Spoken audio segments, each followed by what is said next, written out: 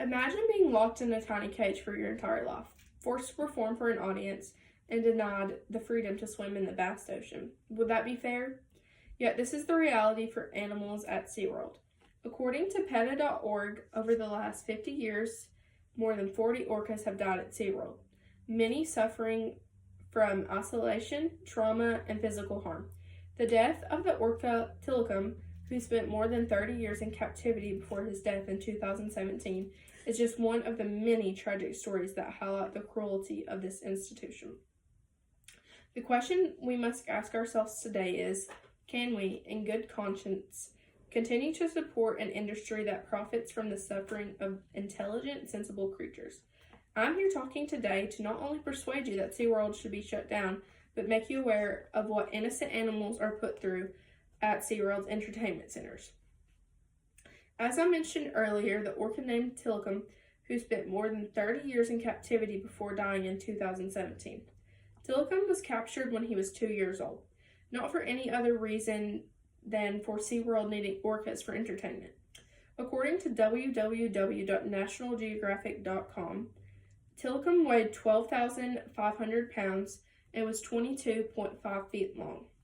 The orca habitats at SeaWorld are approximately 36 feet deep and 170 feet long. So, basically a swimming pool for an orca. No other animals, no plants, only the occasional food and forcible training. In 2010, Tilikum was with one of his trainers, Don Branchew, who was feeding him and rubbing his head.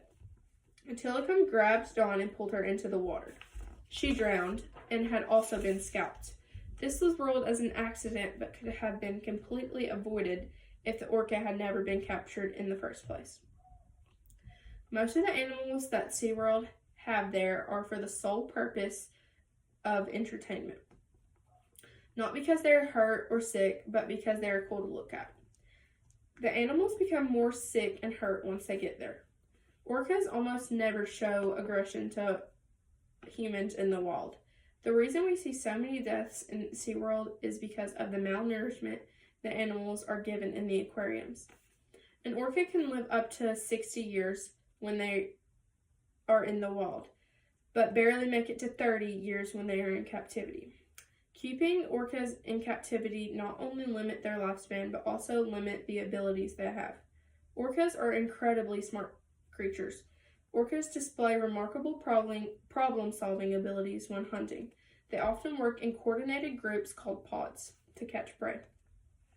One famous example is their wave washing technique, when they create waves to knock seals off ice floes, demonstrating collaboration and planning. Orcas have distinct dialects that vary between pods. These vocalizations are learned and passed down from one generation to the next, suggesting culture within pods. The difference in dialects are as significant as differences in human languages. Orcas have passed the mirror test, a classic experiment used to measure self-awareness in animals.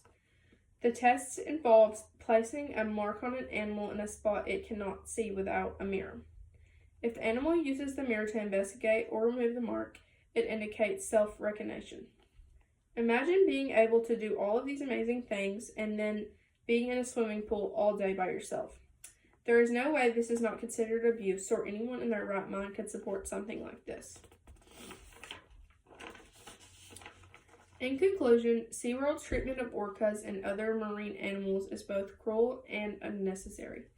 These animals are incredibly intelligent and have complex social lives in the wild, but in captivity they are confined to tiny tanks, which leads to stress, physical problems, and shortened lifespan.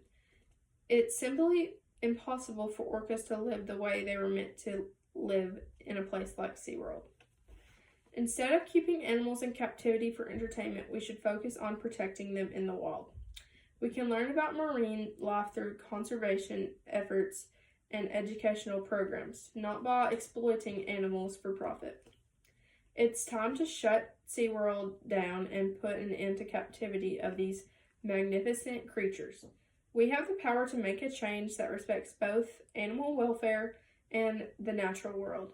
Let's work toward a future where marine animals are free and protected, not imprisoned for entertainment. Thank you.